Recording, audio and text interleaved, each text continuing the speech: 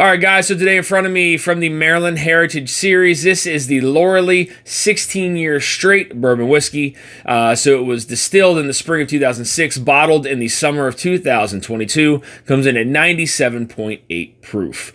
Back in the 1900s, Lauralee was so sought after that there were over 50 operating distilleries in Maryland with an output that rivaled that of Kentucky. So that's a lot of damn whiskey. There was a lot of people looking for this big, bold, spicy bourbon that was being produced.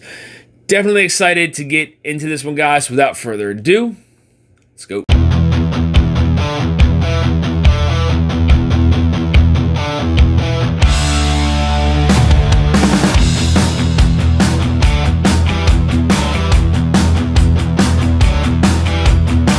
All right, guys, so as I stated, this one is 97.8 proof. It is 16 years old. Mash bill on this one is 75% corn, 21% rye, 4% malted barley. So it is MGP's low rye mash bill. This was distilled at Seagram's LDI. Let's go ahead and get into the nose. Yeah, so the very first thing I get on here is just this kind of cherry oak mixture. A lot of nice kind of like fruitiness coming there on the front. I mean, it's actually like maybe a little bit of strawberry there too. Definitely some fruit forward notes, but that oak is definitely present there on the nose. Then a little bit further into the glass is where I start to pick up some of those baking spices. There's some cinnamon, there's some allspice going on. I do pick up like a little hint of like some pepper as well further into the glass. Yeah, so further away, you do pick up, like I said, those fruity notes. There's like a nice kind of cherry. There's a little bit of a strawberry. That oak is present further away from the glass and then further into the glass as well. And with it being 16 years old, I mean, that's going to be a given. Really, it's just going to come down to the palate. How oak forward is that palate from being in the barrel for 16 years. And then a little bit further into the glass as well, there is, along with those baking spices, there's like this little hint of like some tobacco that starts to appear there.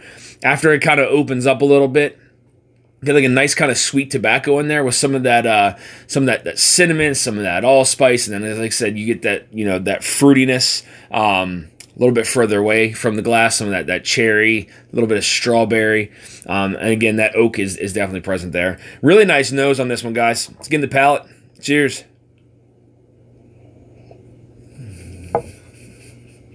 So for 97.8 proof, it does come off a little more spicy than what I thought. If I were to drink this blind, I would definitely say 105 proof, roughly, maybe. It definitely drinks a little spicy. Yeah, so like on the front of the palate, there's like a lot of nice like sweet caramel. That oak starts to hit mid-palate. But then it kind of disappears as it goes into the back. And into the back, like the nose, there's some of those baking spices that start to appear. Some of that cinnamon, some of that allspice. Nice kind of lingering finish that goes down, medium to long finish. Right now it's kind of on that medium side. Kind of like a little bit of like white pepper there, kind of flowing into the back. That sweet caramel, it's still kind of like stuck to the tip of my tongue. It's got a pretty nice viscosity to it. But just based off that first sip, it's definitely not over oaked like I thought it was going to be. But it definitely hits you there at that mid palate. You do pick up that, those oak tannins there on the mid, but then disappears towards the end. Gets kind of like this spicy character to it. A pretty good first sip. Let's get a second one. Yeah, so that one changed a little bit on that second sip.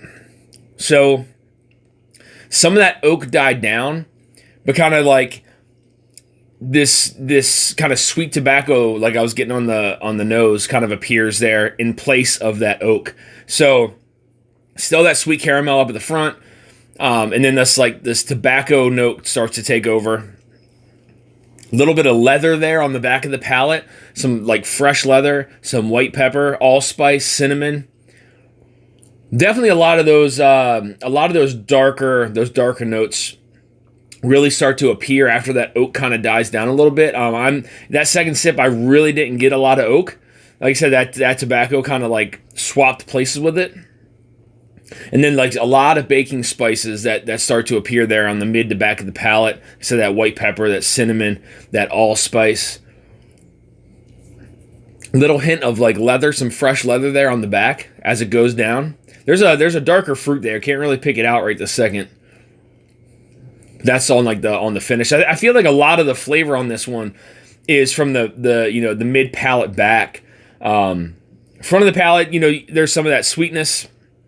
Some of that, oak on the first sip, tobacco kind of appearing there on the second, and then just gets really like spicy with some baking spices, some white pepper, cinnamon, allspice, a little bit of leather there. It's not bad. I mean, I'm shocked that the oak is not overly dominating every other note on here. It's well done. Let's get another last sip, guys. Cheers.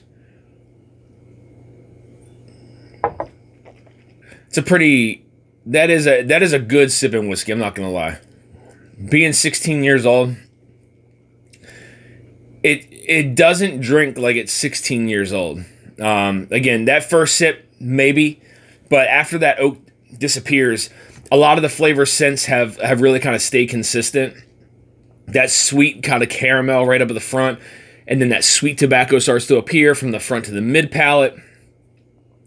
And then mid to the back again, it's allspice, it's cinnamon, there's white pepper, there's some fresh leather going on in there.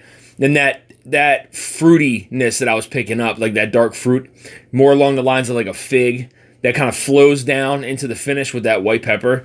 I would say it's a medium finish, medium to long, but a little more on that medium side.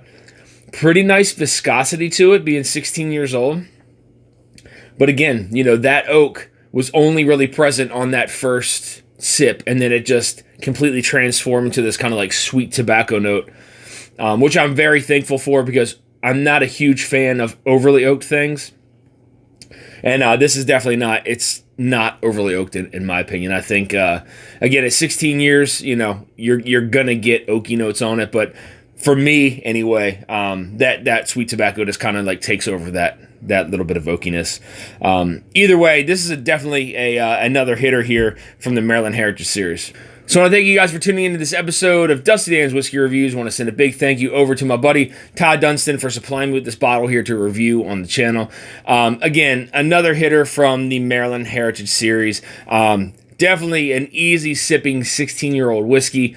The oak kind of present there on the very first sip, and then after that it kind of goes away from me, and then kind of transitions into that like sweet tobacco note. A lot of baking spices come into play on the mid to back palate. Medium to long finish, nice viscosity to it, really nice nose. Again, the whole Maryland Heritage Series is again, it pays homage to Maryland distillers, Maryland distilling, back in the early 1900s, and obviously this was a brand back in the 1900s that was very sought after. To try to replicate these things is almost impossible today. But again, these guys did a great job, picking through these barrels. I believe they had maybe 8 or 9 barrels total. Of this to kind of play around with and blend. And I think, they really did a very nice job with this one. This is a bottle I'd actually like to have, and kind of like to just keep and hold on to. So maybe looking for a bottle of this here down the road, guys. But if you're looking for more reviews like this, make sure you hit the subscribe button, bell notification to be alerted of any upcoming reviews or live streams. You can also find me on Instagram at Dusty Dan's Whiskey Reviews. And until next time, guys, say Dusty.